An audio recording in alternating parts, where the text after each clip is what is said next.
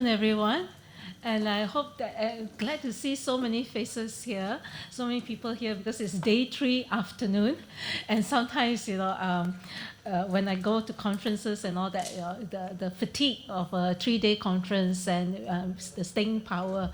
So I thank you all for coming, and I hope that the afternoon session here, we would like to make it as interactive as possible so that a lot of Q&A, you all probably, many of you have a lot of questions. You have seen and heard about carbon pricing in many of in your respective work areas.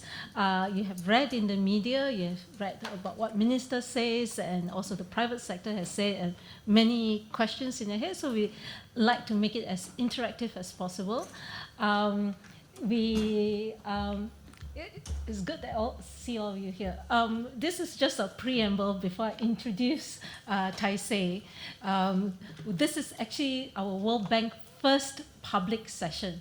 We were sharing with Datin Sri Sunita just now that all the work that World Bank has been doing with the government of Malaysia has been just with technical working groups and steering committees, and we are pleased to have this our very first sharing session on carbon pricing. So without further ado, I'd like to introduce on my left Taisei Matsuki. Yes, and he is our senior climate change specialist in the World Bank. He has an amazing amount of experience. So maybe I just, for those who may not have seen the poster, maybe I just, for the benefit, and also for everyone. He's our senior climate change specialist, environment, natural resources, and blue economy in East Asia and Pacific region in the World Bank. He was based in DC, and he moved to Singapore to be closer to the East Asia Pacific region about a couple of years ago, and also to have a better work-life balance because he was working all night and early morning because of the 12-hour difference, right? And for him, then of course, then finding the right timing, and I think perhaps Malaysia nudged him to move, but to Singapore.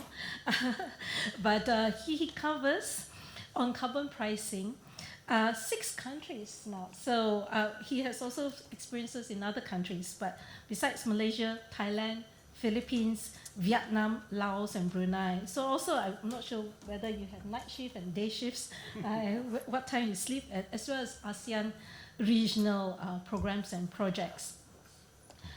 He has been in World Bank for some time, but he has also been working in government and also in the private sector. He has a master's degree in development economics from Yale, as well as a bachelor's degree in international relations from University of Tokyo. So Taisei is the lead for Malaysia carbon pricing for World Bank side. We work with the Malaysian government. However, this work is still very much ongoing, and I know perhaps some of you in the room may have heard that we are working, but that is still very much work in progress. So there's a few questions, I guess, and hopefully that's also covered in the session. And then later on, Taisei's presentation, and then open up to the floor. And we get offers with some fundamentals, important fundamentals. What is carbon pricing? And sometimes I feel I know, and sometimes I'm completely clueless what is carbon pricing. And there are various instruments out there.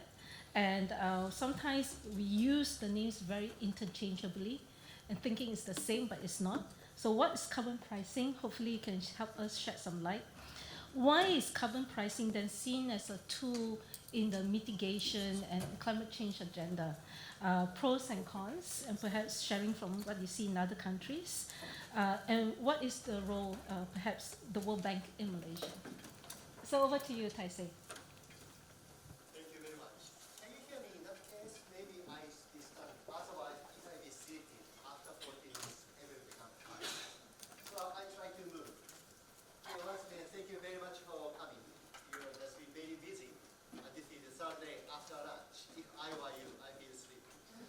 So I try to speak loud and in Japanese accent, sometimes translate to a welcome. So if you have any questions, of course you can ask. But I think, after my presentation, we try to spend time for Q&A. When I was maybe asking Taisei, can you do some kind of session? Yeah, okay. I usually World Bank make a presentation 15 to 20 minutes. A few days ago, I found 2 hours. 2 hours. I need to talk a lot. And then I'm just wondering. And she insisted this is the World Bank first session. Why? Intentionally. Because basically, as long as I take the lead about carbon pricing stuff, we do not do it. Because this is a government job. Government doesn't have their own pace, own consultation, timeless. If they make mistakes, lots of problems. That is why World Bank tries to be the state backseat. We give idea to government, and they have to do it. Why I'm here, this time I saw lots of newspaper articles. Many big people talk about carbon pricing, carbon tax, whatever. And then that is why there are lots of discussion there. Today, I will explain more general matter. Because past 2 years, we've been closely discussing with the government here. And the government has lots of ideas. World Bank role is not to say anything on behalf of the government. Because carbon pricing, like the other policy, lots of consideration. Looking at many vested interests, depending on the sector, energy, climate, finance, region. So, very complicated one. World Bank should not bypass. World Bank should not hijack the discussion. That is why today my speech is relatively general, but we try to say some implication. Because we expect, through this presentation, your understanding of carbon pricing and carbon market more enhanced, and you will have more constructive discussions. Otherwise, without some right information, simply, I hate it, I like it, it's parallel forever. So that is why I think today I try to present what is the carbon pricing, carbon market, what is the implication. Okay, can you hear me there? Then I speak. Okay, great.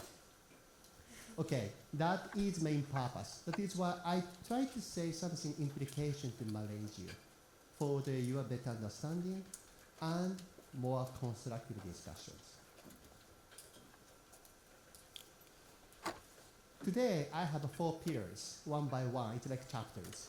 First one is background introduction to carbon pricing. Everybody knows that is why I did not spend too much, but the point the following, global temperature is going up. I think you hear lots of stories. I should not spend time.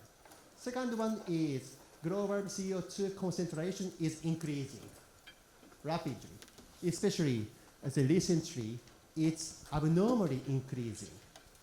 Still, some people in some country, big country, still questioning. But I think this is based on the fact, data. That is the reality.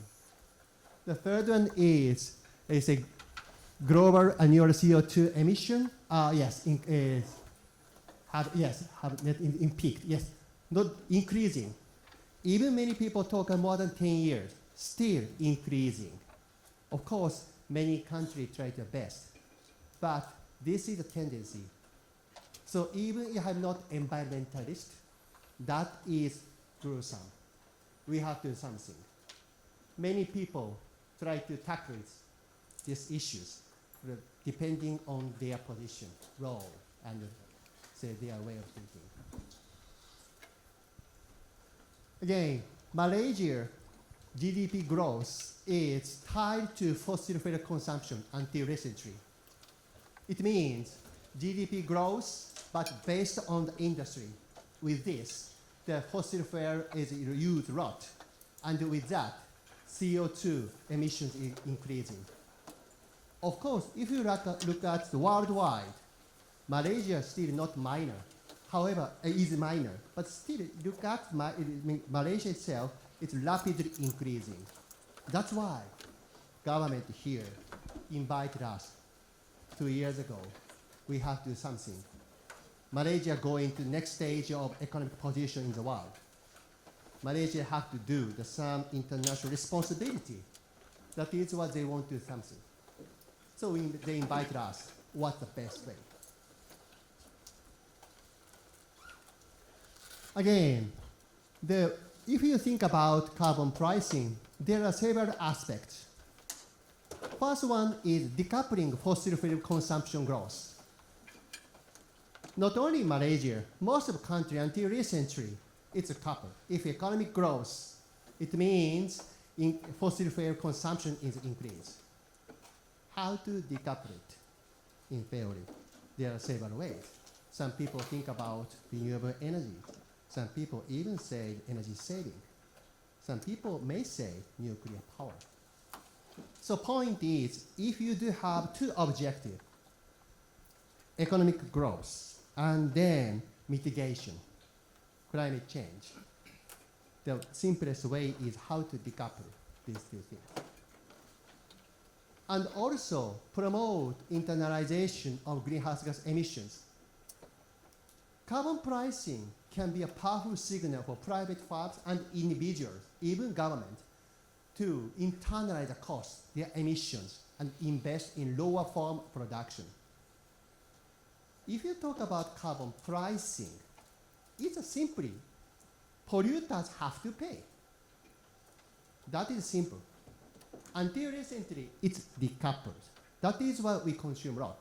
However, if you think about our grandsons' cost, if the temperature is going up, they have to do a lot. They have to take care of disastrous typhoon. You know what happened in Vietnam.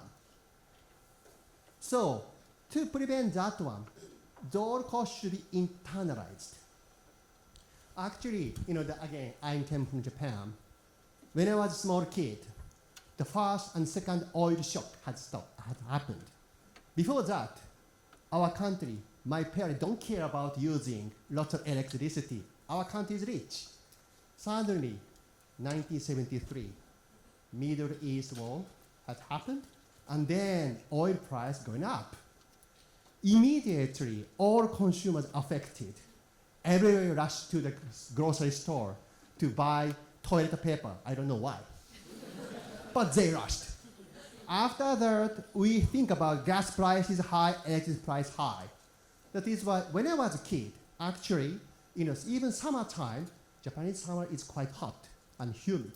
But during the night time, after 9 or 10 p.m. until 6 a.m., I have to switch off because electricity is quite expensive. Even during the winter time, Japanese summer is also cold. But I don't quite listen, but when I was a kid, until 10 to 6 a.m., we switch off. We put lots of sweaters, we put lots of futons, because it's quite expensive. At the time, I believe my mother was not so much conscious about climate change. She's focusing on the pricing, because my dad does not get not so much money. That is, she had to be wise enough, switch off. So that is why when we talk about carbon pricing, the impact on the consumers, our consumers become mad. I fully understand because I experienced by myself. During the summertime, Japan, hot and humid. Sometimes I heard ghost story, feel scared. Winter time, I have to wear a lot. So we know the cost. Then, third one is assist Malaysia to meet international obligations. Of course, Malaysia has lots of commitments. The most famous one is NDC mitigation goal. I'm sure the Ministry of NRES is now preparing for revision. So, government have to do some international commitment, obligation.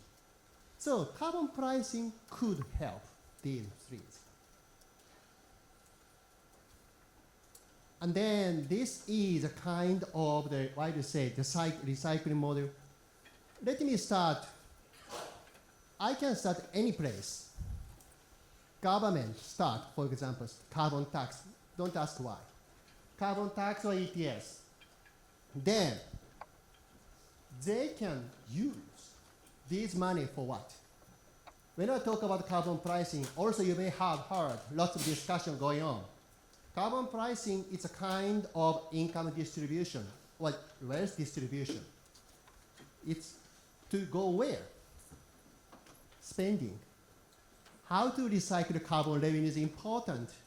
Then decide, say, government may spend some time, money for the forestry, or industry, more technology, or renewable energy. They can do it. And then, if the government spend money for the forestry carbon offset, whatever, they can sell carbon credit. I'm sure some of you are working for the carbon credit in the forestry sector. So, this kind of carbon credit be liked by the compliance or, say, voluntary carbon market buyers. Because why? Forestry have lots of, say, first, good image. Everybody want to support forestry. Because from my viewpoint, all the time, if somebody, especially government, want to invest some mitigation activities, my first reaction is, does it make sense or not? Of course, there are many components should be considered. But from my viewpoint, what is the cost and benefit? So anyway, so forestry sector, some people want to buy credit from the carbon in the forestry sector to offset the emission from their economic activities. Perhaps Petronas may buy to offset carbon credit from the forestry sector because their client, Japanese, Chinese, Korean, want to have, the carbon neutral, the LNG, whatever. That is why, people in Tokyo want to have the clean LNG. Clean means offset. That is why oil and gas industry need to buy lots of offset stuff. The same thing happening. So I think, in that case, if carbon tax ETS introduced, for the industries, if I said, let's start with the government spend the revenue for this kind of stuff. How they can get money? If they levy the carbon tax as industry, they have to pay based on the consumption of the fossil fuel. In that case, they can pay the tax and then go into carbon levy. ETS, why? Because I do not take too technical, but ETS are following. Basically, if some industries are covered, starting point is your industries are not allowed to emit any greenhouse gas emissions without government permission. That is starting point. Then it killed everybody. No. No worries. Government issue a ticket for the based on the activities, allowances allocated. That is why within that amount, that industry can emit greenhouse gas emission. But if they emit, they have to use this allowance. If some industries, unfortunately, say emit more greenhouse gas emissions than your allowances, first you are expected to pay penalty. It's very expensive. I do not want. In that case, emission trading scheme, some good performer under the target, I do have some saving. I can trade. That is emission trading scheme. That is why bad performer, before paying penalty, they can buy allowance tickets from the good players. From good players' viewpoint, if I do work bet, I can monetize it. That's great. So I think this is the basic of the ETS. But anyway, through this one, allowance, I said tickets. In basics, allowance to be auctioned, it has been sold by the government to the participating industry. That is why through this auction, they pay money for the tickets.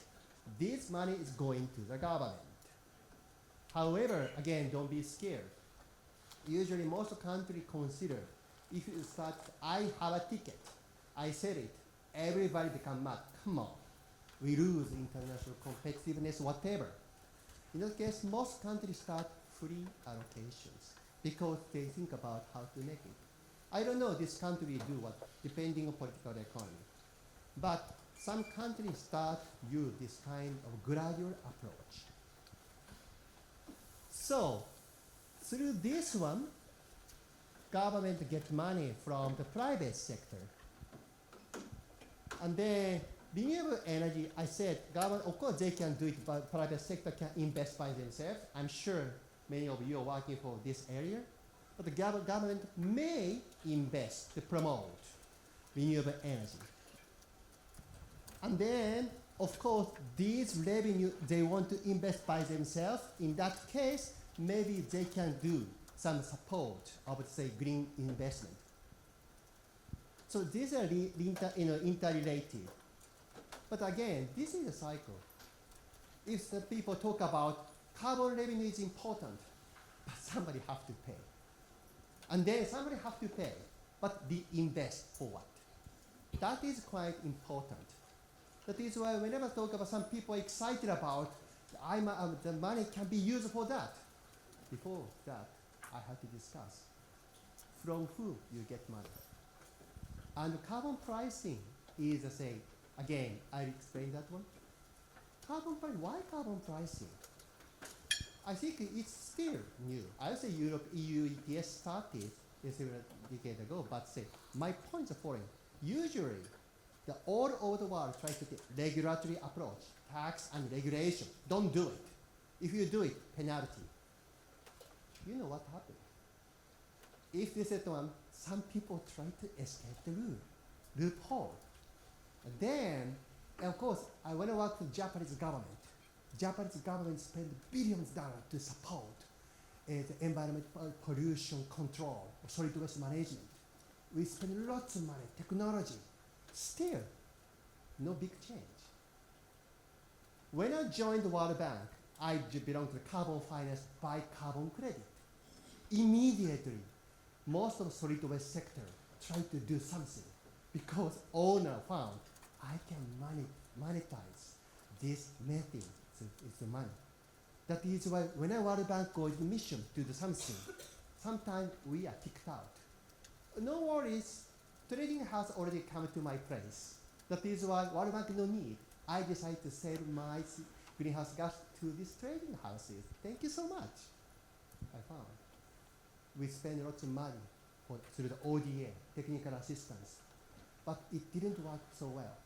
However, once you think about this kind of market mechanism, it works. However, this is not silver bullet. Because I will explain later, carbon pricing is not, say, almighty. Should be in line with other policies. Other policies may countervailing the effect. We have to be carefully think about what the impact, interrelation with existing policies or planned policies. So this is the carbon pricing can take a few forms and play a variety of roles in the broader climate policy. I would say carbon tax or ETS. Again, carbon tax and ETS, simply carbon tax fixed rates. And then first price is fixed. Then volume would be fixed. Maybe I hope some of you take the class of economics in high school or college. And then, if carbon tax is there, you can expect, if I say, I put $10 per TC, or say, per TCO2 emission, you understand, okay, $10 will be our cost. We have to work on that one if we prepare investment is the plan, or some kind of, the operation plan. You have to take into account. $10 is. So, carbon price beauty is everybody understands the price. And then the other side is emission uncertainty is $10 is yes. But one bad thing carbon tax is it's quite difficult to predict how much will be actually reduce greenhouse gas emissions. That is a kind of bad point of carbon tax. Although beauty is the price, what's happening. The other way around ETS. you know emissions gap. If your company, if your state, or your government self make commitment, by then, I want to reduce this amount. In that case, ETS should be straightforward because we have a target, quantity target. And then also, I would say, under ETS, lots of trading would be possible. It means it might be the cost-efficient way. And also, problem is variable prices. If you are familiar with the CDM and the Kyoto Protocol, you know what happened, Kyoto Protocol. When I started the Kyoto Protocol 2001, almost 23 years ago, everybody excited about it like that. And then, first few years, it's very excited. World Bank started the first carbon fund to buy carbon credit through the World Bank lending operations. Then by 2008 or 7, actually the private sector started to accuse the World Bank. Get out, World Bank. This is the private sectors. Don't, they step in. This is a market. World Bank role is over. Then happened between 2010 and 2010, market has crashed because overestimated. That is why the almost EU ETS price is going to junk. Previously, we talked about 20 euro or something per ton, going down to $1, €1, something like that. It's a panic. So that is, of course, after that, many people think about how to avoid this kind of price crash, market crash. But one of the bad things about ETS is, say, price would maybe unpredictable in theory. And then carbon creating. Carbon creating, once again, carbon market is not same as a food market. Tomato, spaghetti, whatever, we have to eat. That is why before government step in, there is demand, right? Carbon credit demand is created by the policy, by the government, and people's reputation, image. So that is why different from commodities. So carbon creating market, why? That is why you're looking at what is business opportunity. EU may buy credit, Japanese buy credit, or perhaps some industry here may buy credit. Why? Without the government say rule, basically they don't have to do it. Or pressure from the community, you have to do something. Don't have to spend time for offset. That is why that is a background creating.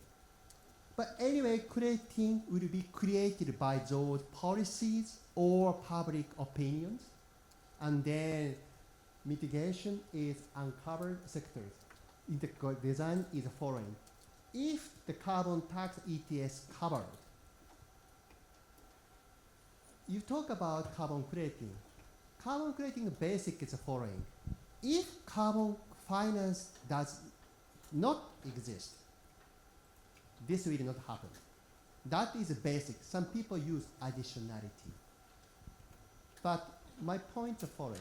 If some specific sector is covered by ETS, without carbon crediting, anyway, they have to do it. In that case, buyer would say, what is additionality? Anyway, you have to reduce it, right? In that case, what's the point? So that is why when the government as a country also design whole picture, what is the areas covered by carbon tax and or ETS? Then remaining part, usually the target of the carbon creating. And then I think multiple benefits of objectives carbon pricing. Again, depending on the situation, you have to be careful about, but several stuff. First, meet emission targets, yes. And then reduce costs. Because I think perhaps if you do the more energy saving, you can reduce electricity bill, as my mother did. Innovation investment, you have to be more, say, innovative to have more new technologies. and then generate co-benefits. Co-benefits sometimes including air pollution would be going down, or if the carbon revenue used for the community development could be used. So that the co-benefit generation is perhaps by nature and by policy. There are several ways. Regional cooperation. Of course, when you think about now currently this government also working with ASEAN members, how to harmonize MRB, monitoring and reporting verification. So they start to collaborate. Not only be the country specific, you have to look at the other countries. And also, I explain later, some people talking about carbon border adjustment, CBAM mechanism. Again, cooperation sometimes positively, sometimes kind of reluctantly. Any cooperation, interaction, it is happening. And I already explained raise revenue. Again, to raise revenue means somebody has to pay. That is why kind of income distribution all the time. That is, the government has to be very careful about if you're focusing on the revenue side, spending side, how to do it. That is make balance. And also again, carbon pricing is not silver bullet. Think about interaction with existing or planned policy, sectoral policy or fiscal policies. Usually World Bank have three categories. One is complementary, second is overlapping, third one is countervailing. Countervailing one way is, for example, if some country does a fossil fuel subsidy. Fossil fuel subsidy is let's use more. Carbon pricing is reduced. That's a kind of brake and axle. I gave some example later. Of course, politically some countries have to do. But of course, the impact in terms of greenhouse gas emission is mixed, of course, because axle and brake. Think about your daily life. If somebody says, do it, don't do it. What's the message? Overlapping. Sometimes there is overlapping things. If some country do have renewable energy, the mechanism, promotion mechanism. In that case, if you design well, it will be complementary. But if you do the same thing, overlapping. In that case, government think about how to restructure or how to align carbon pricing with existing lots of incentive mechanisms. So we've been discussing the government, what is existing ones, how to do it. It's quite important. That is why government has to be very careful to announce whatever, because these are very complicated situations. Then, carbon tax. I'm thinking about types of carbon price instruments. I quickly go through once again. Carbon tax, fixed price, and the entities pay carbon tax on emissions, carbon content of fares per liter. So how much is the gasoline price, and then diesel price, and then market set the quantity of emissions. Market decide how much emission will be reduced. The other way around is cap and trade. And then creating mechanism, I would say, avoid it, reduce the emissions. An entity, as I said, can credit to demonstrate compliance with voluntary emission targets. I'm sure most of you have heard, BABS has already started voluntary carbon market platform. This is relating to that one. And multiple international standards already exist. Some people have heard gold standard, VCS better, whatever. Point is, we talk about air. That is why you need to have a very stringent rule. Otherwise, why have to pay money for air? This is quite important. But for me, that is why, think about, you have to pay your own money, buy air. You have to ask, why you can please show me how much emission reduction can be done. You cannot see. Then methodology or standard is quite important. So that is, and then linked hybrid schemes. Emission trading scheme and carbon tax, I keep saying that pro and con, and they decided by in political economy. Because when I started working at the government in the Philippines 4 years ago, I'm still working in the Philippines. When I come to the Manila, Department of Finance told me, Taisei, don't talk about carbon tax at all. Because at the time, the Filipino government in the middle of the tax reform. They already done several taxes. That is why tax was politically taboo. Then, past 4 years, carbon tax was taboo. However, new administration came, and then new president, I want to think about possibility of carbon tax. They change it. I say, let's think about hybrid option of carbon tax as well. Political economy over time in a slightly different, depends sometimes rapidly and slightly. So political economy is changing all the time. That is why World Bank say this is a pen. Totally policy makers have to make a decision. What is most social, economically, politically acceptable choice? Carbon tax and the ETS can be done. European countries and several countries like Thailand also considering hybrid option. Hybrid means carbon tax and ETS do both. I'll explain later. Why? Again, depending on the country's objective and the political economy, they decide. I do not go further. I explained several times. Again, carbon tax, you should see the solid line. Price is determined. And if other things being equal, in that case, if carbon tax fixed, in that case, emission reduction should be determined. If emission reduction determined under the ETS, carbon tax price, it should be that one. If everything is equal, both should have same impact in theory. But reality is different. That is why some countries think about one of the tools and think about hybrid options.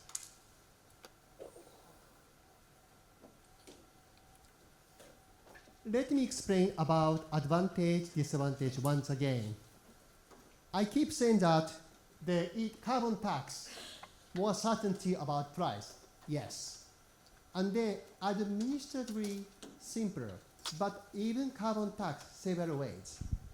We call it simply upstream and downstream. Upstream is the following. The government put a tax on the say energy importer or distributor. For the several in the oil company, you have to pay to the government. These companies carry on all tax to the consumers. That is why if you go to gas station, you have to pay. They're collecting all the stage. They, at the end of the day, the producer, distributor pay tax to the government. It's easy. However, carbon tax can be more complex if the government wants to target specific sectors. In that case, to do it, government have to know what is happening in this sector about greenhouse gas emissions. They have to have facility-based, the MRV, because they want to know, to make a decision of correct carbon tax rate. They know the performance of each farms. That is a more complicated system is needed. Again, how to design is up to the policymakers. There are several ways. But basically, carbon tax is easier because, again, it's going to upstream one. The government can deal on existing tax collection system. And then also can be a useful first step in carbon pricing policy, help to build national capacity ahead of more complex than carbon pricing such as ETS. As I said, if the carbon tax is started to the simplest way, some countries used as a carbon tax entry point because single price. If single price, each farm can be quickly prepared how to deal with that one. And then through this process, with this fixed amount, $10 per ton, all people, all economic entities try to react. Once they know how to do it, perhaps they could shift to ETS. Some countries done it. Disadvantage is everybody hates tax. That is why politically sometimes it's quite difficult. I refer to the case in the Philippines. I also working with Vietnam almost 8 years. Vietnam, I think in 2020, they got parliamentary approval of environmental protection law, which is the basis for the mandatory carbon pricing. And now they are preparing to the ETS, pilot ETS from 2026.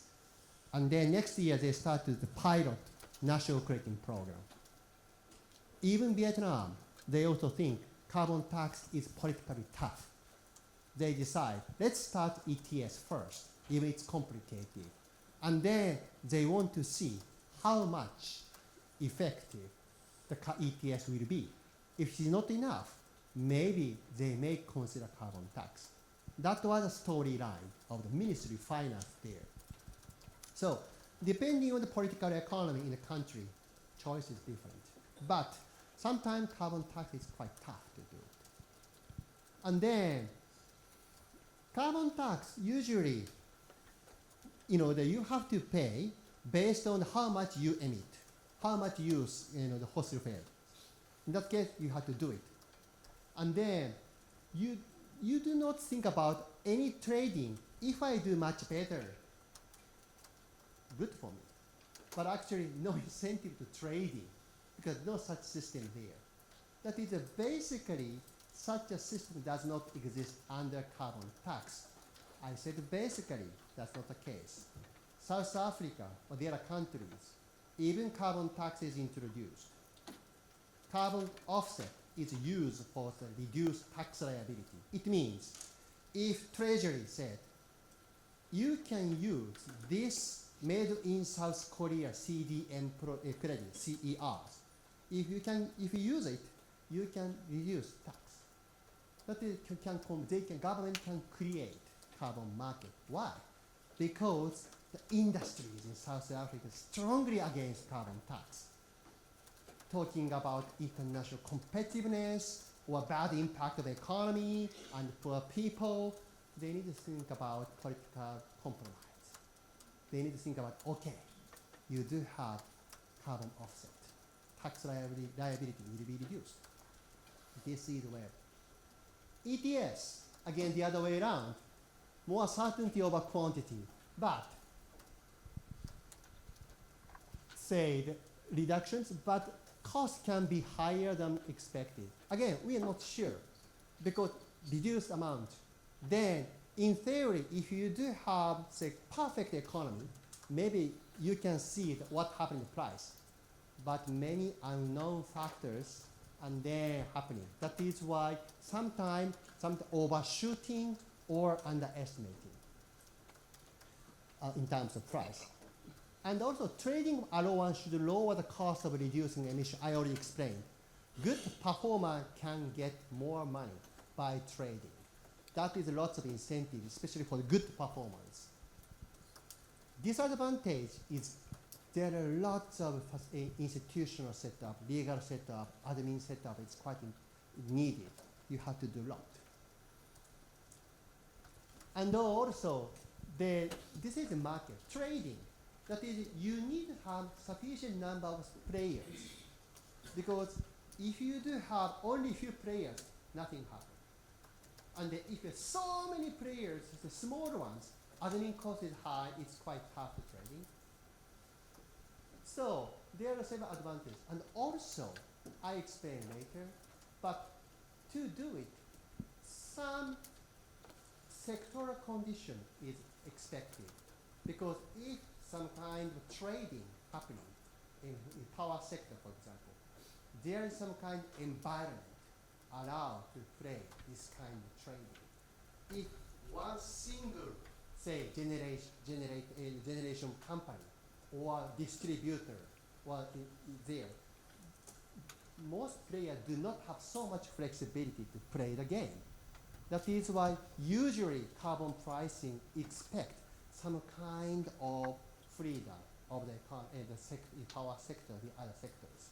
Without that, even you can play, but if each company is not allowed to trading or doing some right decision, they cannot. So this is another implication. So next one is assess options effectively. Government jurisdiction considering carbon pricing must consider feasibility, capacity of implementation, and local circumstances. Again, I keep saying that based on the political economy, where they are. That is why if somebody just brings this is one, will not work the country. You have to check economy, environment, governance, politics. Economy. What is economic structure?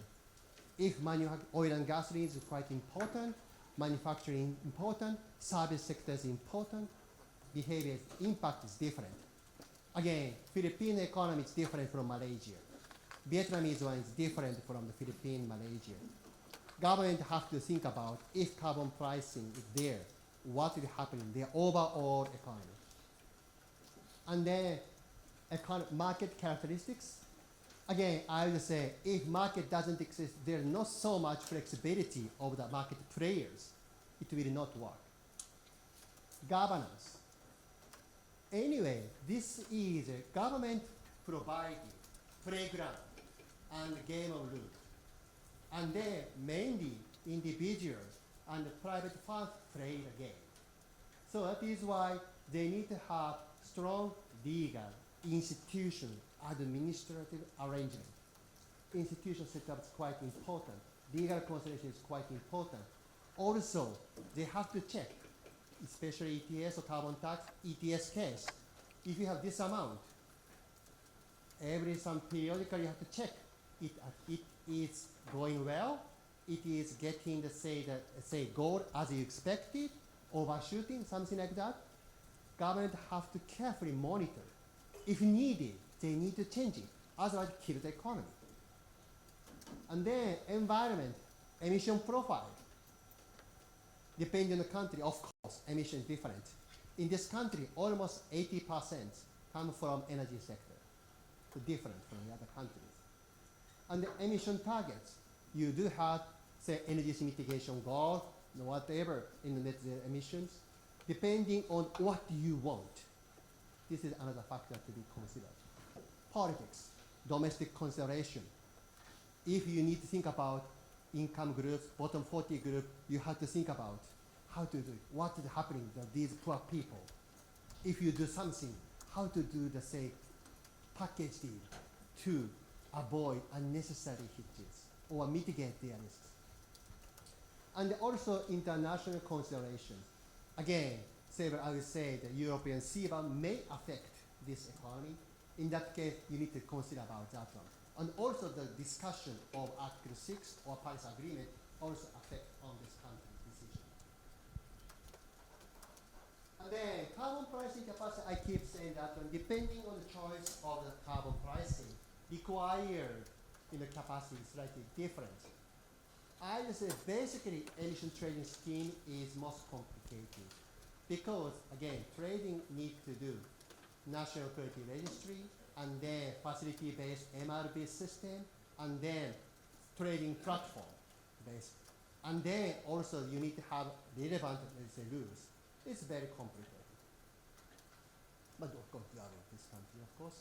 The carbon tax, I say, if they chose the upstream, tax on the, the oil importers, refinery, distributor, maybe simple. But if the government decides to downstream some specific industry sector, different.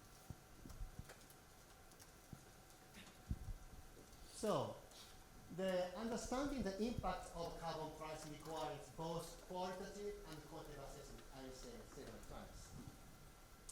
Qualitatively, actually we spent almost 15 months to discuss the government, show what is happening. Because everyone say, I want to see what's happening, show me some figures. That is why qualitatively should be considered. It's quite important. But at the same time, qualitatively, so what would be the scientific nuance? What is the difficulty of, say, carbon ETS? in terms of the more cost of the admin cost or more legal requirements needed, many things should be considered. So this, the triangle said government puts carbon pricing, they have to consider competitiveness. It's quite important. If government put carbon pricing, what's happening on steel and iron sector, cement sector, and oil and gas industry? What's happening? And then if government puts higher price and energy, what happened to the people? Your life. And then, of course, if it's happening, demand for good services, of course, households have to get some kind of good service. They have to pay higher price indirectly. People, or you and us. First, if energy prices increase, you have to pay higher gasoline. But at the same time, all goods will be increased because of that. We know that one. You see in newspaper all the time. Also, business. If some business have to be affected, good or bad. Good means some industry gets some more business due to these new policies. They need more labor. It means maybe some people get more job. The other way around, if some industry have to be not penalized, but they have to be shrunken due to the greenhouse gas emission reduction target. This industry may not need so many laborers. It means government has to think about how to do such a kind of labor mobility from industry A to B. And then modeling is important, but in part, you know that modeling, even we have the same modeling, assumptions and scenarios, data, if these three components are different, even we use the same modeling, totally different output. No one tries. So I think most important thing about if you have some figures from anybody, before screening or exciting about figures, you have to think about what are the data, use the data, assumption, scenario. This is quite important. And we spend long time to govern all ministries. It's quite important. And then carbon pricing works through a complex system which approximated through the modeling and benefits, assess scale impacts, what's happening GDP growth, what's happening about income distribution, what's about the fiscal impact. And then based on that, carbon pricing should be designed. That is why government have to think about it. Even they want to think about carbon tax rate, for example, they need to check about impact. There are several cases they have to run. They have to know what the impact, what is the impact. And then broad policy impact, of course, as I said, when we talk about carbon pricing, this is not the standalone. We also think about interaction in terms of countervailing, complementary, redundant. You need to think about. If you think about modeling exercises, it's good exercises. And then also we see, identify key interaction. If this area is removed, what happens? Or if increase carbon tax rate, what's happening? You know the government may have better limitation, again, input side. Assumption is correct. And then some policy implementation may not happen because carbon pricing, to do it, there are several preconditions needed. As I said, if they're kind of fossil fuel subsidy, for example, it's quite tough to work with. So they need to think about it. And then large shocks and variety. If anything happens, no one expects COVID-19. When we started work in the Philippines and Vietnam, Thailand. So this is large impact, all in the manufacturing industry is going down. We do not expect, we cannot expect such a kind of shock. Of course, some people say, you have to consider, but it's impossible to think about and expect these shocks. And then CPI comparison is quite, sometimes modeling is difficult. Oh, yes. Yes, sometimes CPI comparison is quite difficult to do the modeling because in the economics terms, if everything goes well, if works perfectly, actually, Same reaction. That is why first government think about if carbon pricing is introduced, regardless the choice of carbon pricing. They understand what's happening. Then next stage is what CPI should be chosen. So next one is carbon pricing globally and prospect in Malaysia. I showed what's happening in the world. I did not go further, but currently, globally, 75 carbon pricing mechanisms are currently operating and under development. World Bank publish every year the state and trends of carbon pricing. This is the flagship report. That is, you can see the most updated information in the World Bank document every year. This is just copy and paste. But my point is, almost 75 operations, I would say 50-50. It means 50% region and state use for the carbon tax, the others using for the ETS. That is kind of supporting evidence that no CPI is superior to the other in terms of carbon in effectiveness of greenhouse gas emissions, politically acceptability, or the other conditions. And then this is the wide variation of carbon prices, depending on the country, totally different. And then high-level commission said to control 1.5 degree increase compared with the historic trend. In that case, in this range, at least $60 per ton is needed. Currently, actually, only 9 cases, I'd say, respond to this request. The reason is easy, because government and policymakers have to work with their people. If they put that high price, it's quite tough battle. They have to survive. That is the reality. The point is, this situation, but also as I said, usually most of the region and country state start with low carbon price to check it, what is happening, and then in terms of economy, fiscal impact, and then people's reaction. Then they are increasing gradually. Like Singapore, the best case is showed projection. What is happening in carbon tax by 2024, 26, and 2030? It's quite easy to predictable. It's quite important, but most countries started with a low price, and then most countries started recently, that is a low. Again, globally, the largest share of carbon revenue are the earmarked and green investments.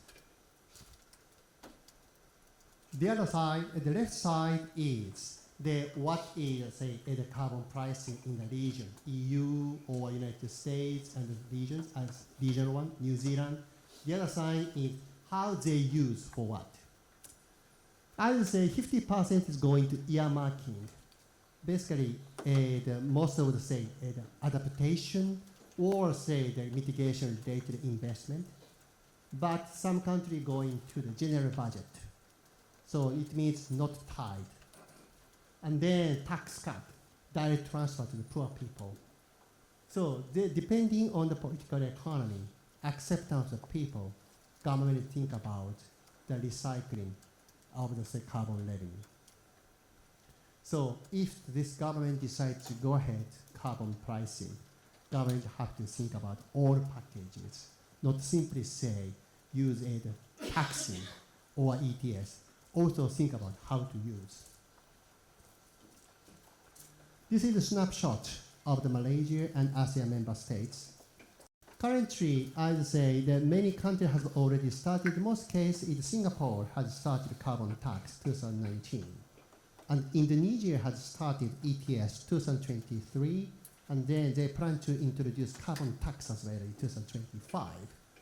And then Vietnam, as I said, it's like a voluntary implementation, but they plan to start national crediting program next year and ETS 2026. And then Thailand, now they try to start carbon tax next year, and they're also thinking about the ETS. The Philippines is considering the possibility. Malaysia is still considering. That is why there are several ways. They have not decided yet which way. However, Barca Malaysia has already started voluntary carbon market platform. Point is how to evolve this one in the context where the government developed domestic compliance market.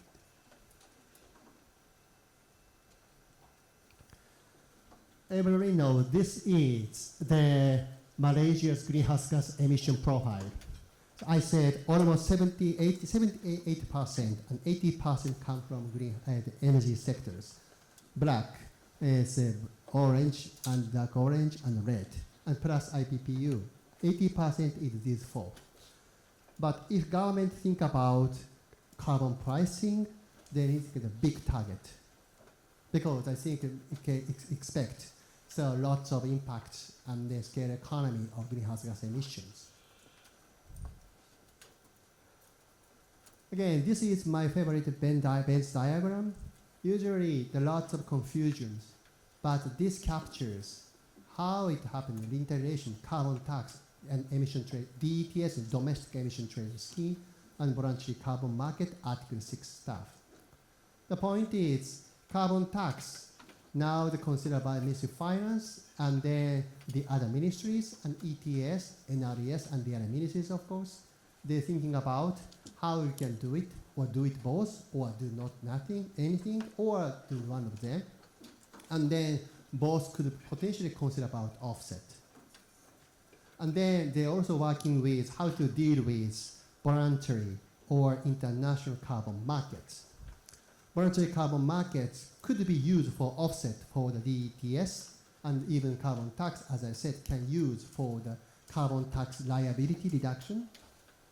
And then, of course, voluntary carbon market stuff could be used for the compliance market, such as Corsair, the airline industries, or the project itself can be used, Article 6 trade or Paris Agreement. Some other countries, such as Korea, Singapore, may want to buy good credit from this country if the, as you say, standard is agreed between the Malaysian and Singaporean government, could be possible. So this one is actually not standalone, isolated, interrelated. They have to consider all the time. Again, why? Usually the Ministry of Environment, I'm not quite sure this country yet, but Ministry of Environment may be the gatekeeper if they allow the ETS participant use carbon credit as a kind of compliance purpose. They decide which standard can be used, how much. In this sense, they are kind of gatekeeper. That is why it's quite important role of the government. Again, depending on the, say, arrangement of this legal arrangement in this country, the gatekeeper would be different. Also, the multiple plans for Malaysia's green development have been issued and are under preparation, likely to have strong interaction with carbon pricing. Again, carbon pricing is not standalone, isolated. It should be in line with those initiatives. I did not go further, but also recently, National Energy Transition Roadmap, they have their own target. They mentioned carbon pricing would be the one of the tools. In that case, government needs to think about how much carbon pricing actually will be contribute to energy transition. So depending on the objectives, actually slightly focus will be different, but different from different aspects, carbon pricing should be considered, its validity or effectiveness and efficiency. So now designing carbon pricing instrument, how to design it? 5 key elements are usually considered. Scope, which sector, and which gas, in methane or CO2 or the other industrial gases, and tax rate, emission cap should be considered. And the third one is unwanted effects. It also sometimes usually affect on the prices. What is effect, and how to use revenue to mitigate those risks. And then what is institutional legal setup? These 5 factors always considered. Again, with these formula, the other countries end up with 75 carbon pricing instruments in the world, and almost 50-50 used for carbon tax emission trading scheme and some hybrid option because of these factors. So your people and the policymakers and the government people need to think about those 5 factors. Defining the scope requires careful assessment of the relevant sectors. So key consideration for defining the tax base: first, decide which sector to be covered. Power, or power in the same industry. So what transport as well. So depending on the, say, in effectiveness or greenhouse gas emission profile or cost, they have to think about. And choose a point of regulation. I keep saying that carbon tax is not so simple. If you're going to upstream or downstream, middle stream in the same generation, power generation sectors, there are several ways. So where you tax it. And then decide which gas to be covered, I already said. And choose the entities to regulate and set threshold. So ETS, sometimes you have minimum threshold because small industry, why they have to be bothered such a kind of very complicated reporting system? In terms of the greenhouse gas emissions, they may not so much impactful. Of course they do. However, I'm talking about cost. So that is why in several countries, even Singapore has a threshold about carbon tax. One is avoid unnecessary admin burden in small industries, the government as well. So depending on what will be the minimum threshold, target would be also choice of the government. And then reducing carbon emission in energy sector is crucial, as I said, because 80% of emission come from the energy sector in this country. You have to think about how to do it. So there are several ways carbon pricing rates are set based on likely economic impacts and political feasibility. Yes, I keep saying the same thing. Social cost of carbon. What is the estimate of marginal economic damages from emission of additional ton of CO2? Recently, I think maybe United States calculated, I think $51 is the cost for the United States. So depending on the countries, perhaps different. But what is social cost? Because they should be considered. Otherwise, why they can set some rate? And then the other idea is the target-based approach. What the carbon price necessary to meet specific climate target? I want to reduce 50%, 60% by 2035. They have to do something. So the other way around is if they have a target, they have to think about what is the target level. Then price impact, the price implication is very clear. And the strong climate targets can also be used to inform the establishment for carbon cap and emission trading scheme. So again, what is the target? First one, the idea is social cost of carbon. What is the cost of social cost this country? The other way is to say target, how much you want to reduce. And then the third one is economic and political feasibility. I keep saying that. Because you have to take a balance, international competitiveness of the industry, the people's life. So the desired effect of carbon pricing includes encouraging shift from lower carbon behaviors and technology and account for unwanted effects. Until recently, of course, rapidly, the solar power cost is now diminishing, but I think currently, until recently, the coal-fired power is much cheaper than the clean power. That is why economic does make sense to do it.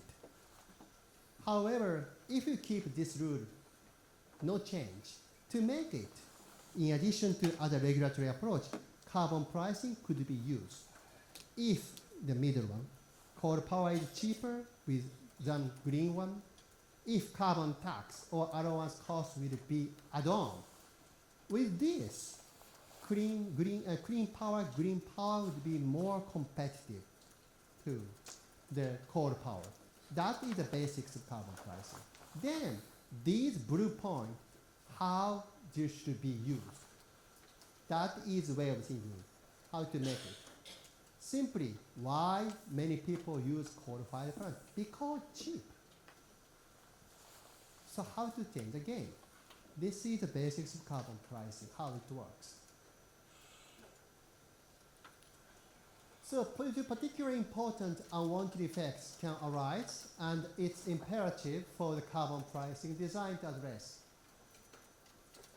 I'm thinking about this is more global level, basically. Carbon leakages. When we discuss carbon pricing in Japan, or even Europe, if we have a very strict rule, it's not fair.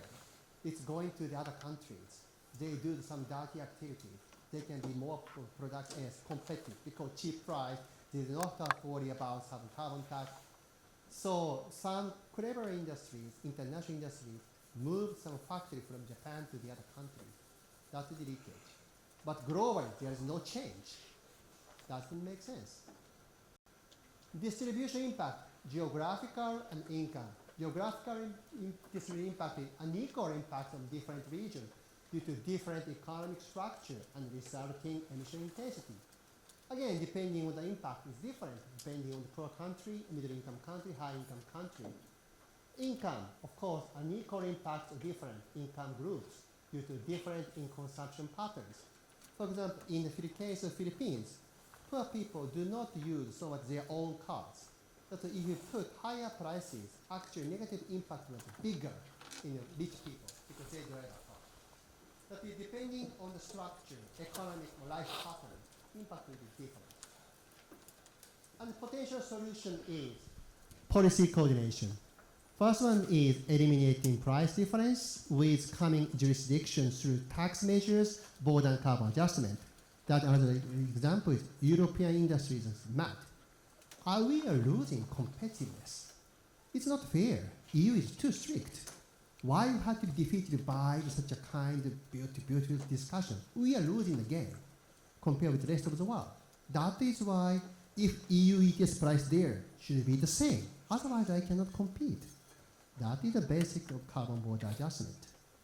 So that is why if there's some difference, again, tax, same price.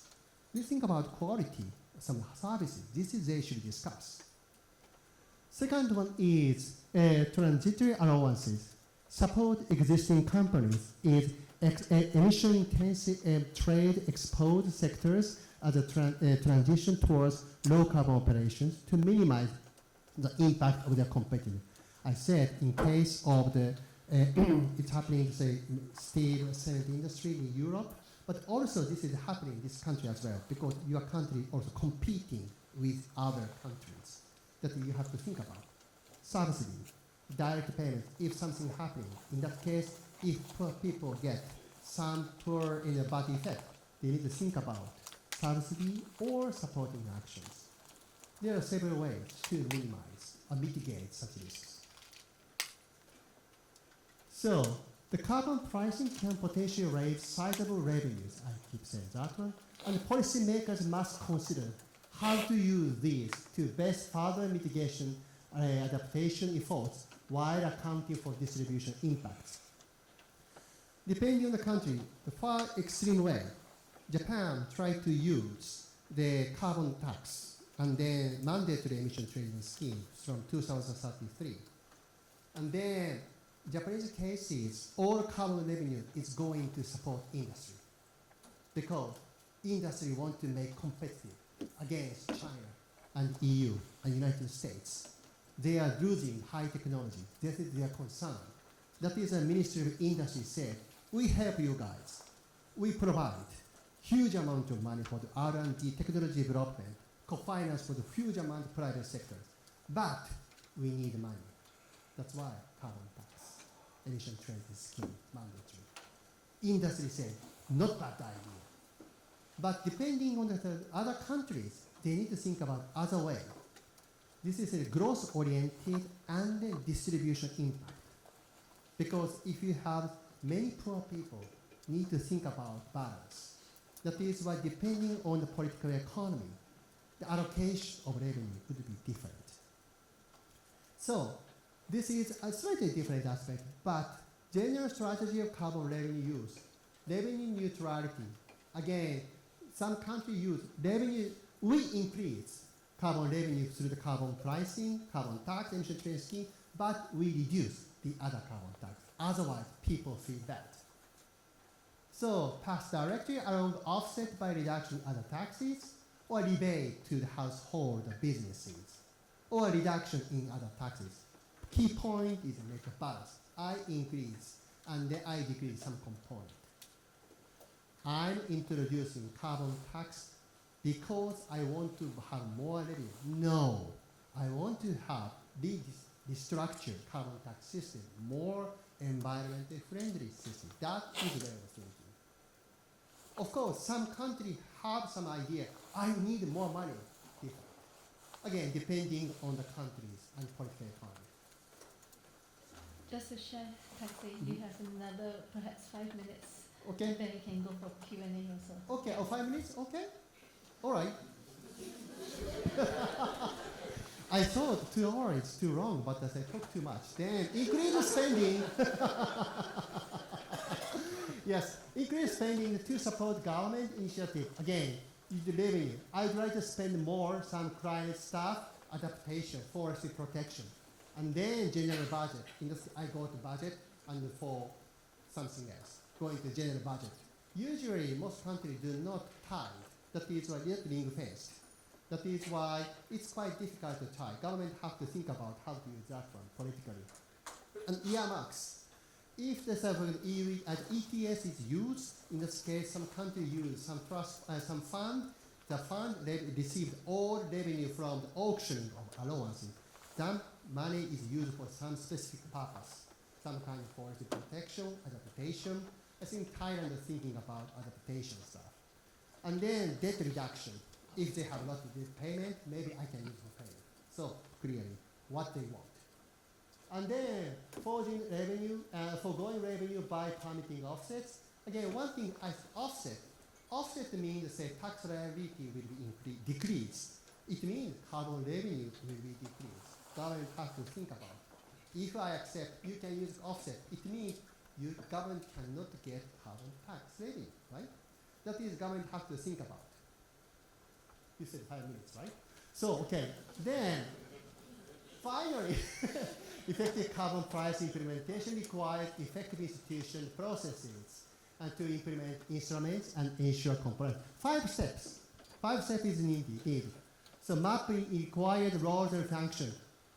Determine what is should be done by carbon pricing. How do you check about carbon pricing performance? How to enforce. Enforceability is quite important. And map existing competencies and assign function. Determine which institution, NRES or MOF, MRTI, who will do what? Establish new structure. Do you need anything else? New government entity should be established to do it? Some country, yes. And then establish procedures. What is done?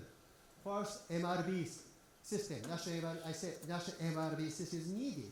And then they have to establish tax assessment, payment, claiming rebates, audit. Many established rule and institutional arrangement should be in place. And strengthen capacities. Or not only the government sector, also private sector also need to be enhanced capacity. And then ensure coordination. It's quite important. In many countries, actually the line ministry do not coordinate well. That is confusing everybody. You have to be careful about that. This is the message to the government. So CBAM stuff, I would say, based on that we have at the World Bank is 2023, they published the relative CBM exposure index. According to that one, actually Malaysia is, we would say, Malaysia's impact of CBAM so far, especially EU CBAM, is limited. And the cement sector is most effective. However, I have to be careful. We said current exposure, because if EU start have a CBAM, in place, especially the payment after 2026, the other region, country may take retaliation. In that case, it may affect on the other rest of the world. That is why it will be the trigger. That is why I said currently, if you're focusing on EU ETS, limited, because export to the EU is limited. However, in the say there are lots of implications, might be potentially become bigger. That is a message. That is why don't simply chat and see about what a bank said it's limited. No. Currently, you have to think about carefully. Again, market, I would like to say most people are confusing. There are 4 types of market. Depending on that one, government intervention, your role is different. 2 by 2. One is domestic, international, point where. And then voluntary compliance market. Voluntary means whatever I want to do it. So compliance market is I have to do because I do not want to pay carbon tax. I do not want the penalty under ETS, the compliance market. 1, 2, 3, 4. This government is already started. Voluntary carbon market stuff, Barca colleagues has already started to work on that one. Government now start to think about market type 2, compliance market, how to deal with that one. And the international carbon compliance market is now government also, I think, start to discuss about the other country, the Paris Agreement parties about Article 6 trading. Yes, and therefore creating an offset mechanism, identify function and objective critical component of ensuring successes. So functions enable GHG emission reduction of carbon sequestration in sectors not covered under the CPIs, leverage Malaysia's natural resources and circumstances, particularly forestry sector, and then attract foreign investment that will boost the economy, increase domestic capacities, and generate the ecological social benefits. And the objectives ensure analytical rigor, minimize fraud, and uphold climate integrity. Second one, minimize transaction costs, quite important, because as I said, ETS, some countries removed the small companies because transaction cost is quite high. And promote project development and broaden opportunity to participate. Safeguard land rights and local forestry benefit is quite important for the forestry project. And leverage policy complementarity and administrative efficiency. I keep saying the same messages. And then for the carbon credit, I think there are 5 patterns. I think the government can do the more intervention. This is the far left. And then government can create demand credit. The far left is a jurisdiction approach, especially RED Plus program.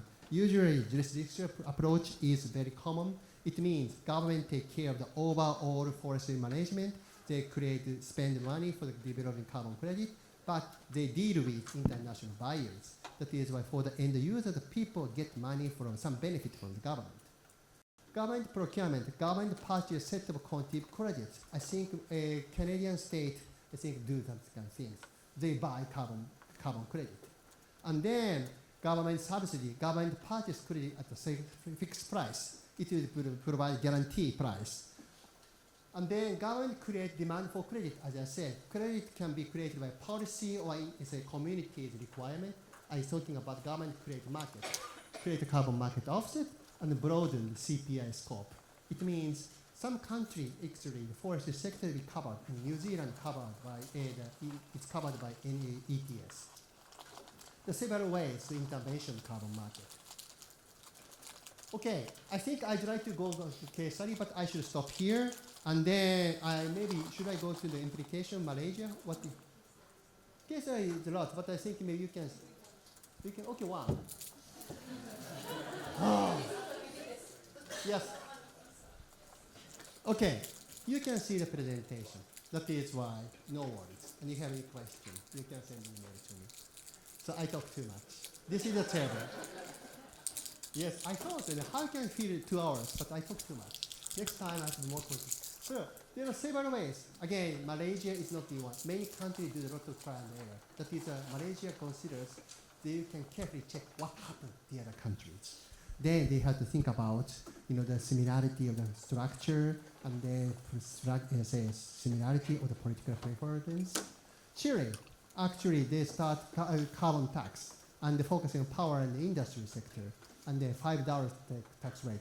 Colombia, actually carbon tax as well. South Africa, yes, carbon tax. Singapore, carbon tax. Indonesia, hybrid. Actually, ETS plus carbon tax. And United Kingdom, actually hybrid with ETS.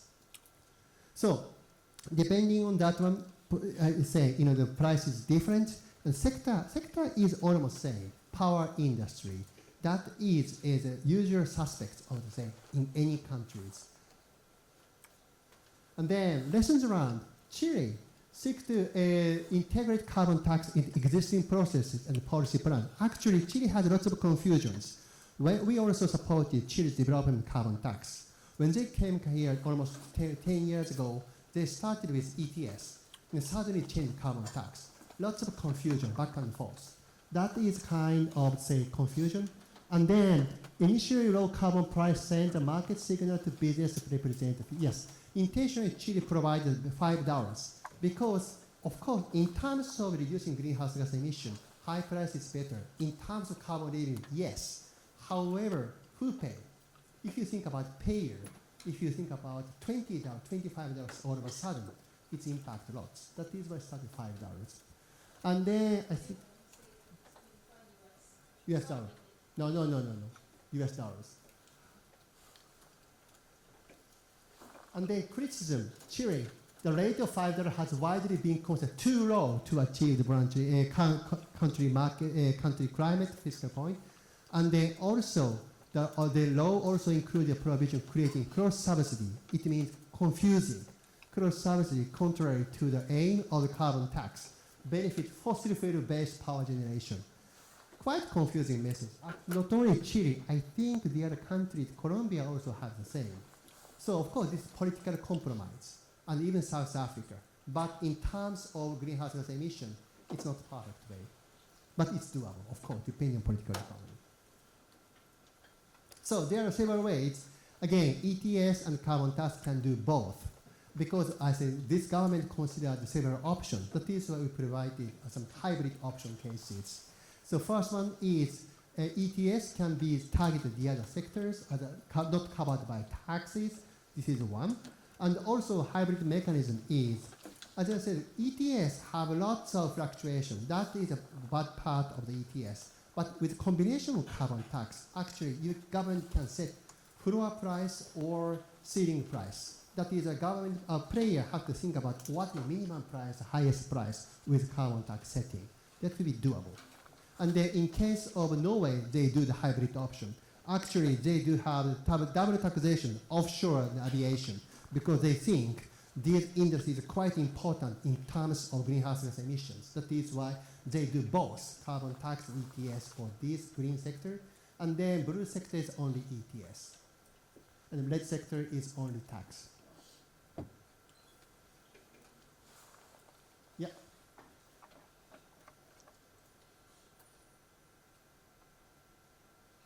Oh, I would like to say one thing. This country is also very peculiar because now the 2023 November, the Sarawak states parliament approved of the capital levy system. That is why state has already started thinking about carbon pricing system. So that is why when we provide guidance to the government, then we need to think about how to make alignment, ensure alignment, because otherwise market will be confused. So that is several cases. We think about Canadian case is a very interesting one. Canadian case is federal government make a minimum threshold, minimum bottom line carbon pricing. This should be reduced some amount. If state government want to follow this federal government, that's okay. Do not do anything. But if you want to do something else equivalent, you can do it, or you can do more. That it means federal government provides the bottom line, and the state government, provincial government do something else, or the same one, or more. That is totally up to the government, the state government. That is Canadian case. You can see the nice presentation later. And then, so 5 components is quite important. So based on experiences, first, clearly define policy objective. Why carbon pricing? Some countries think about, I want to reduce greenhouse gas emission, but some countries want to see, I would like to increase carbon levy, tax levy. Second, ideally integrate carbon pricing into wider tax and subsidy reform package. Should not be alone, align with overall tax discussion. Third, start simple, expand over time. Anyway, it will be complicated. If you start complicated, get stuck immediately. 4, start low, increase signal well in advance. Point start low and clear projection. Then, because it's a private sector need read time, the clear message what is happening 10 years from now. Government have to see and start to flow. First, in effective and consistent communication. Don't confuse everybody. If they go into carbon tax emission trading scheme, $20, $5, confuse everybody. Consistent and clear, transparent. And then also, government, I need to think about some question, whether and how to align Malaysian carbon price with EU CBAM. This is also they have to consider. Second question, how to integrate the planned carbon tax, DET, and emission trading scheme. How to integrate if they want to both.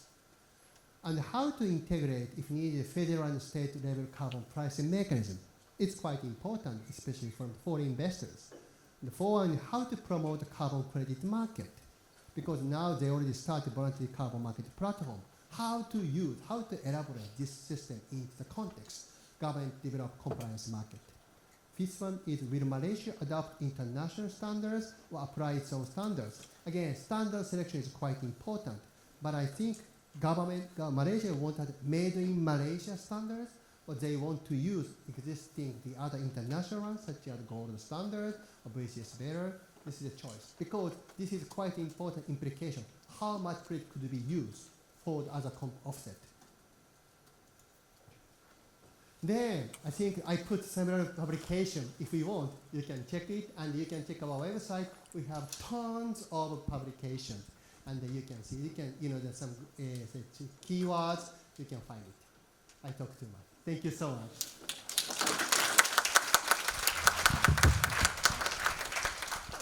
Thank you so much, Taisei. It's really, thank you so much.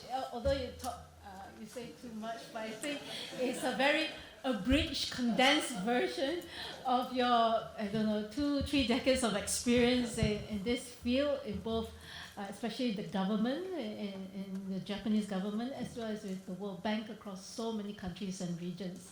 So it's fantastic, and I'm sure there's lots of slides, and where I think we can share, we will share. If you can go back perhaps to the last 2 slides, especially the key considerations where we start from Malaysia. I'm sure many of you here have questions, and there's no question, no questions are bad questions, from as simple and as basic as you would wish to have, or any complicated ones, and every single question is a good one. So I really encourage you to ask here.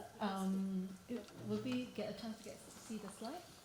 Yes, I think we noticed. Who is controlling the slide? Not this one. Yes. And then maybe the previous one. Is there a previous one? Yes. So we can have these 2 slides. To anchor and base. If you have any questions or any of the areas just now on what's carbon pricing, where it's been implemented, the benefits, or even clarifications on any items that you'd like to ask. So I open to the floor. Who would like to ask the questions? Yes. Hi, I would like perhaps you can introduce yourself and your name and where you're from and your questions. I'm Dr. Shana, and I'm from KL. I run my own business in ESG consulting as well as sustainability technology software. We train AI. So I have a question to ask is, how do you determine internal carbon pricing? Because I'm helping my client to develop carbon pricing, and I just want to make sure that my strategy is aligned with what you're sharing just now. My understanding, just correct me whether if I'm wrong or not, my understanding is if I'm helping a client to do internal carbon pricing, I need to do LCA. I need to understand to find out how much emission of your total production of your that particular products, the emission factors, and that, and how much if your end shelf life of the laying around to cradle to whether it's a cradle to grave or cradle to cradle, and that much of the, for example, if a plastic and you your plastic cannot be dissolved for next 50 years, and that carbon itself you have to add back to your pricing. Is that right? Okay. Would you like to answer this or take on a couple of questions first? Because my memory is quickly Okay. diminishing. Let Okay. me respond. All right. It can take 1 year. That's excellent, correct. And actually, the World Bank, we supported the Thai industry in Economic Eastern Corridor several years ago to promote internal carbon pricing. Because internal carbon pricing is quite important for the CFO or each industry understand what is happening about carbon pricing. Otherwise, they are simply no. But they start to think about more positively, more constructively. That is a request from the Thai government.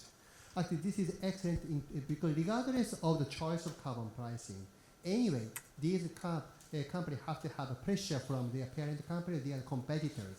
So depending on, let's say, their company target, in Thai cases, actually, the several industries, 6 industry, flagship industry hub, they do have a parent company. They do have some indicative internal carbon pricing. As overall our international strategy, you have to apply this amount. And then you have, based on that, you have to take an investment decision plan and then commercial plan. They have no idea why some amount of money, some amount of prices, how to do it. That is the starting point.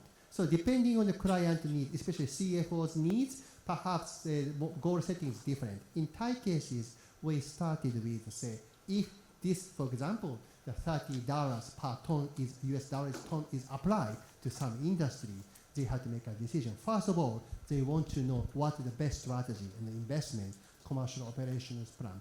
That is, again, your approach is good, but depending on the needs of your client, target will be different. That is why I think your approach is good.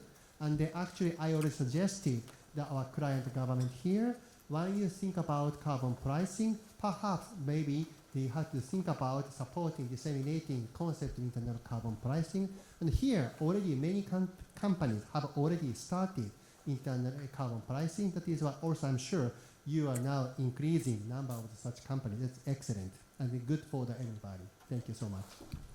So the next question is, if let's say beginning, from what I can see is the beginning pricing will be high because you emit so much of carbon, but it will reduce over the time and it will go into neutralization that you already have transformed to green products, and that's the fixed, that's more or less the neutralizing price. So the pricing is actually going down, but the tax is going up is to tax those who have not done any initiative efforts to bring to green initiative or even impact, not only green, but now we also look into the social factors and the government factors to decide the price and to neutralize it, and your internal price is lower. It's when you neutralize it, but the tax will be imposed even higher for those who did not comply. Is that right?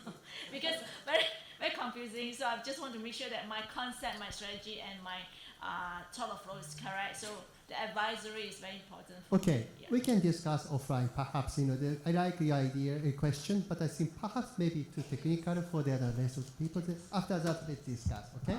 Yes. Okay. Thank you. Are there questions? Yes, a gentleman here, and then the lady at the back. We take 2 questions in a row. Hello, I'm Romel Shamsuddin from Sustainability Engineering, Singapore. Our company has a working arrangement with DeltaRes, the Dutch climate change experts, and we are learning from the Dutch how to do coastal protection to meet sea level rise as well as flood mitigation. One of our potential clients have asked, how do we do coastal protection at the same time use mangroves to protect the bund, for example, and we're also looking at to biodiversity and coming up with a holistic solution to that client, to that state client. And we're wondering if what World Bank would advise us to do in this case, because I'm not sure whether the carbon credit that we create from the mangrove plant will be enough to cover the coastal protection. And would it be good advice for the government of Malaysia to start looking into using carbon credit for coastal protection? We are already looking at the scenarios that we are going to exceed the 1.5 degrees Celsius.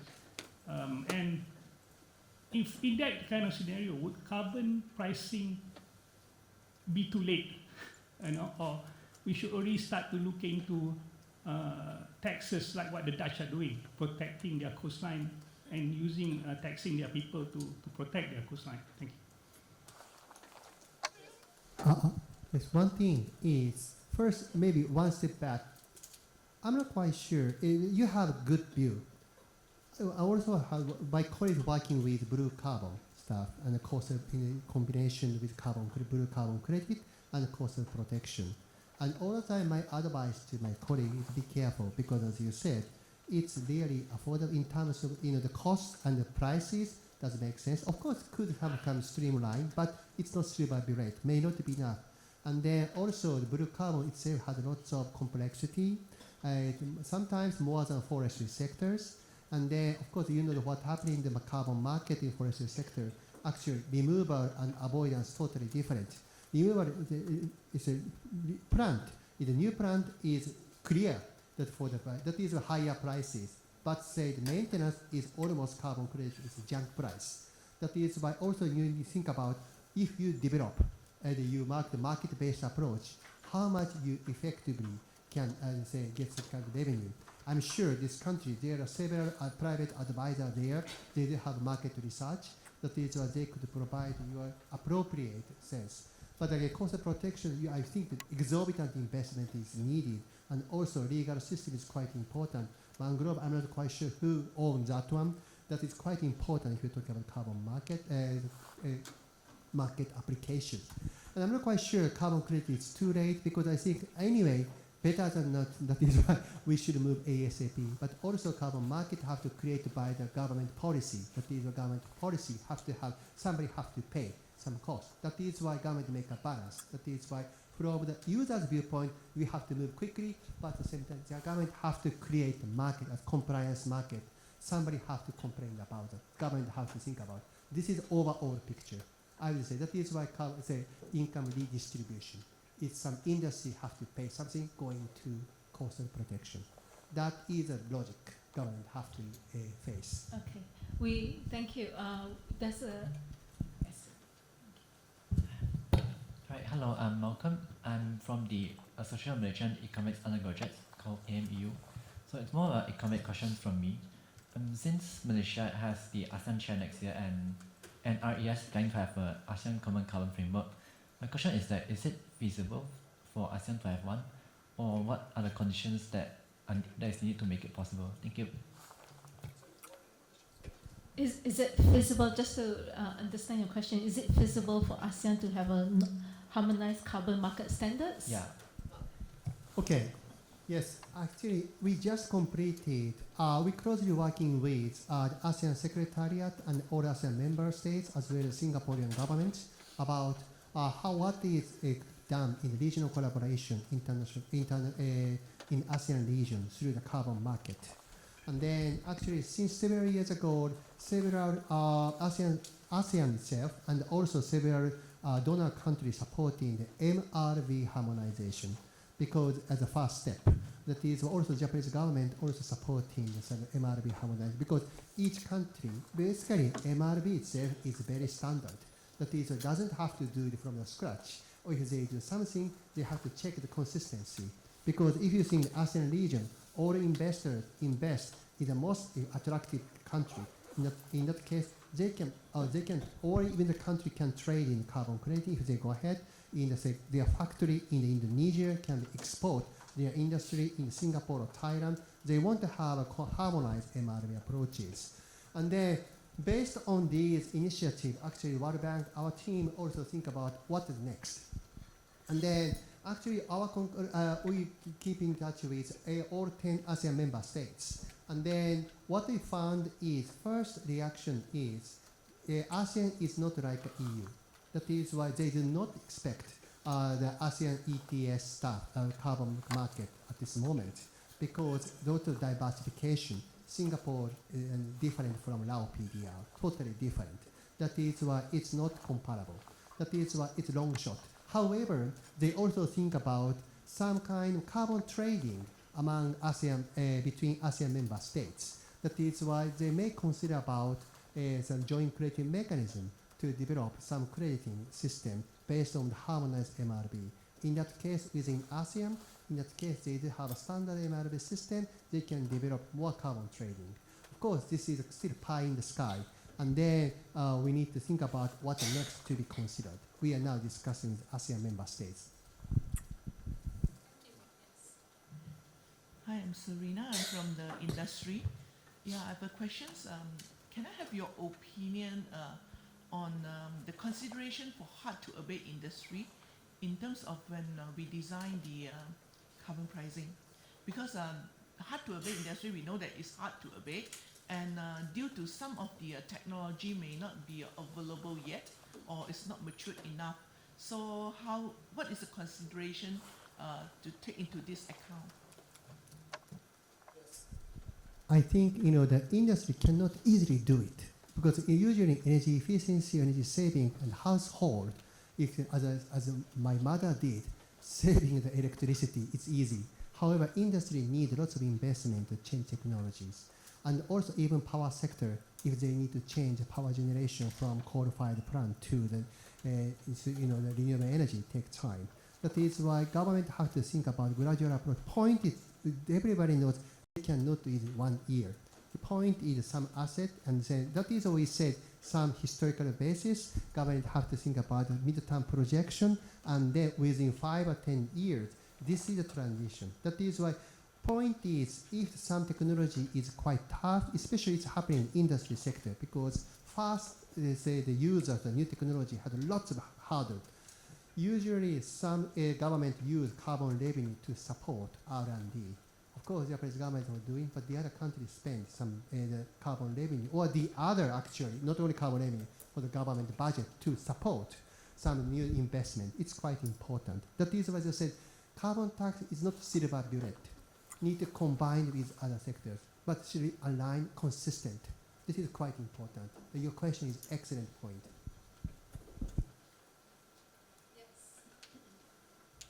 Hi, my name is Alia. I'm from the industry. I support carbon pricing, but something that I'm a bit concerned, for instance, like this year the government removed the diesel subsidy, and we see the repercussion to the individuals and households, like all the prices of the household items actually increase.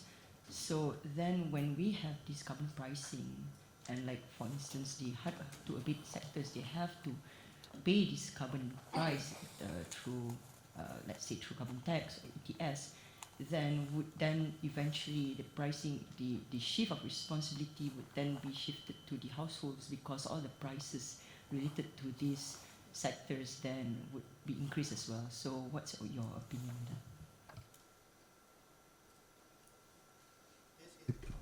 that? This is quite important one. That is why I said government have to, if they announce carbon pricing, they also think about package deal. Otherwise, everybody become very against this any idea.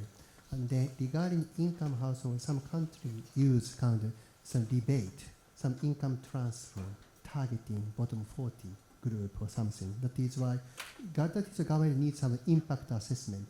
What is happening by income group? And then they carefully check who will be the negatively affected. In that case, this is a discussion about how to use carbon revenue or how to use government budget to make the transition. But in the long run, anyway, this will make a more efficient economy. That is why I would say 10 years period, anyway, everybody becomes the same beneficiary. However, point is, if somebody feels bad times, have a bad time this comes few years, that's a serious problem in democratic countries. Government need to think about how to survive this coming few years. That is, government usually think about carbon tax reductions, or say neutrality of balance, budget, tax revenue, or thinking about some target income transfer.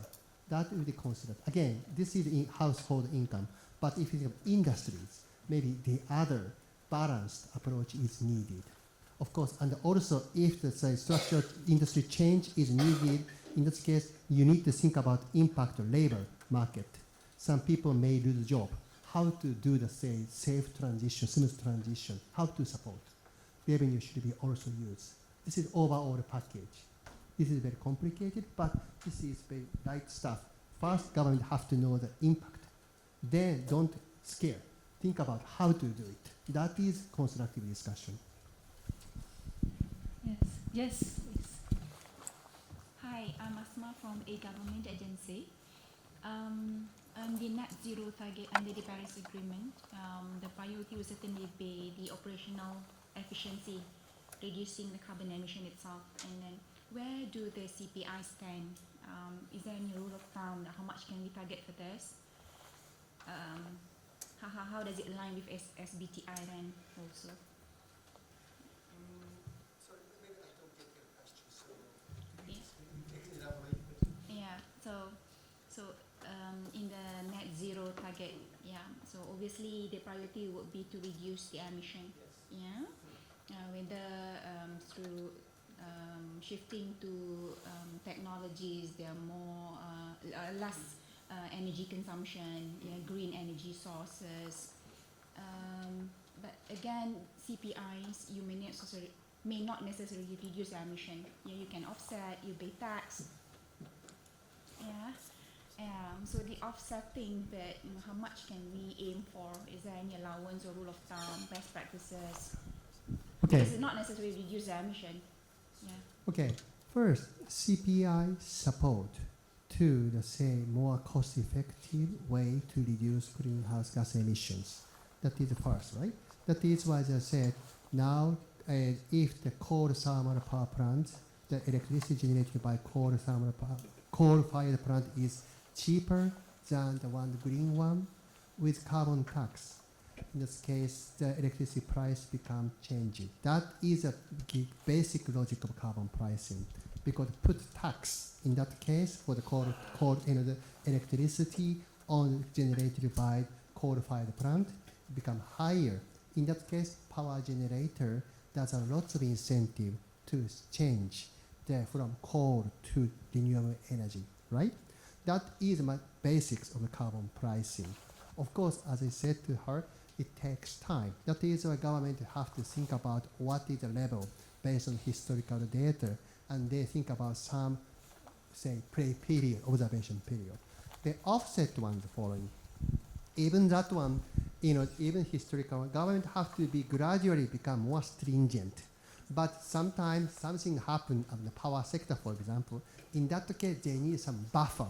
Otherwise, they have to perhaps carry over all the cost of people. That is scary part. In that case, as a kind of risk mitigation measure, government may allow, you may use offset. In that case, perhaps they do not have to carry all costs to the payer's tariff. That is way of thinking. That is what your first question is: carbon pricing support in reducing greenhouse gas emissions, and carbon offset, of course, depending, but to support kind of say very smooth transition to that direction path. That is my answer. We have time for one or two more questions, if there are. Yes, and yes, okay. Hi, my name is Ali. I have a question. Previously, you mentioned there were several types of carbon pricing, right? ETS, carbon credit, carbon tax. So on the carbon credit side, we do have our voluntary carbon market introduced last year. Just wanted to understand a little bit more in terms of the voluntary carbon market, emphasis on voluntary. Is it meant to be introduced on its own, or is it supposed to be like a hybrid scheme together with carbon tax or ETS? Because you mentioned that we do have to be consistent in terms of the scheme that we have, right? So voluntary carbon market, is it meant to be on a standalone basis, or do you think we should have something more? Because in terms of participation, it's purely voluntary, and I think, to be frank, it's a bit like a lazy policy to have. Yeah. Taisi, maybe we take two more and then we can close. Okay. Yes. Hi, I'm Susie. We have an we are an investment holding company, but one of our subsidiaries has about, I think, 1,000 acres of secondary forest.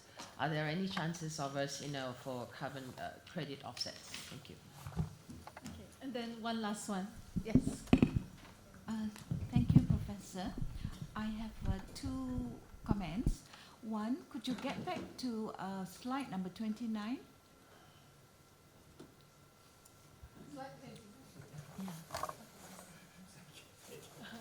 Okay. Oh, yes. Right. That's a good one. Because you mentioned that sometimes there may be not clear communications or transparency, and there's confusion in launching this. So you mentioned that at 01, there should be the definition and identification of roles and function, while you put 05 is the coordination. I'd like to propose, could you flip it so that 5 becomes 1, onto 1, because I think it's important that the stakeholders and the relevant players should actually sit together to coordinate and come up with a comprehensive game plan. Then only they determine the roles and function, so that it's not done silo, but it's in an integrated and comprehensive manner. That's one. Secondly, you also mentioned that there are two objectives of the policy. Some is to get more revenue, another one is to for climate change. From your experience, Professor, for these two different viewpoints, has there been difference in impact on the climate change? Thank you.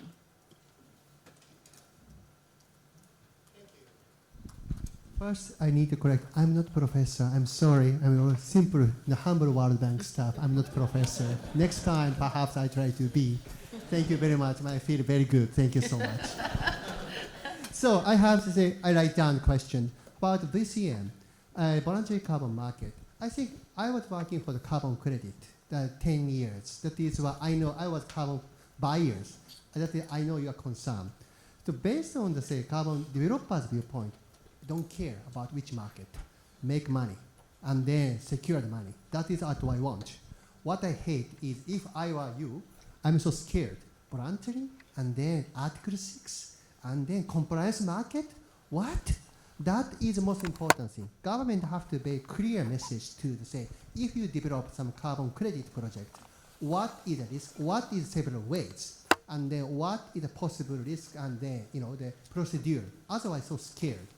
Basically, voluntary carbon market outside voluntary. However, what I hate is sometimes voluntary carbon market area, some sector to be covered by that, for example, ETS, and some country may want to step in some activities, because even voluntary in the sovereign state, government may step in even voluntary carbon market. What I found in the Laos and Thailand, even they ask voluntary carbon market credit to be registered in national credit because they think about some use of voluntary carbon market.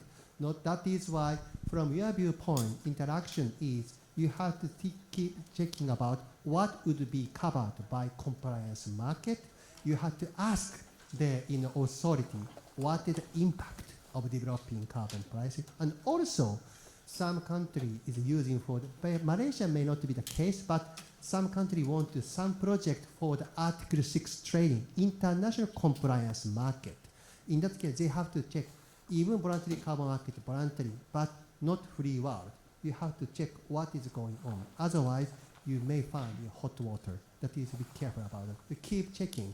At this moment, I do not have an answer yet. But if I checking what is the constraint, I ask them, what is the process, and then which area, and then please show me what is the document needed, what do you have to do, because this is the starting point. Then forestry. I think also we are working with Barca colleagues and the NRES colleague and the Malaysia Forestry Fund colleagues. They also think about, they also, MFF developed their own the FOC credit standard. They developed their own system. and they are closely working with all states. So they're thinking about possibility how to use forestry carbon credit, and then for the domestic compliance purpose or international voluntary or compliance purposes. That is why I think maybe this discussion is just started, and then you keep later, and then MFF and BARSA and perhaps NRES colleague, they may have some announcement, but they start to think about how to use. But forestry sector is, of course, you have lots of national endowment compound advantage. Point is, if you're talking about forestry sector in Laos, Vietnam, Indonesia, I talk many private sector or say government buyers. Actually, many people are keen on the forestry sector in the basically poor countries, and then because they try to support. One of the disadvantages this country is your rich country. That is why simply they are not aware you have a lot of them. What is comparative advantage this country is that you have lots of capability. But MFF and then government here, and Bharat has lots of system there. That is why made in, say, the Malaysia strong advantage is you have a strong, robust system. Because you know what happened in the forestry market, in voluntary carbon market, some greenwash system. However, there are many people start to be scared. I don't want to such a kind of bad, high, junk forest system. In this case, more importantly, focusing on institutional, legal setup capacity. Malaysia has lots of advantage, although they do not attract some old-timers. That is why our advice to our government here is how to make brand based on the advantages. That is what I hope your industry can support from private sector to the government, how to make Malaysia brand is attractive. Okay, thank you. And then 0105, I agree. Actually, even right now,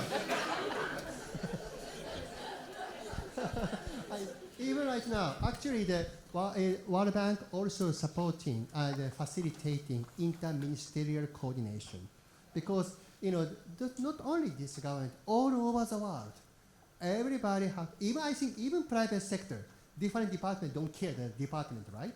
This is natural tendency. That is, it's quite important. Point is, carbon pricing has lots of aspects, alignment with other policies and several objectives. Each ministry do not communicate, it can make a monster. It's a Frankenstein, the confusing market. That is scary part. That is what definitely 0105, actually, I fully agree, coordination is quite important. Yeah, we already done it. And then I think you said revenue, right?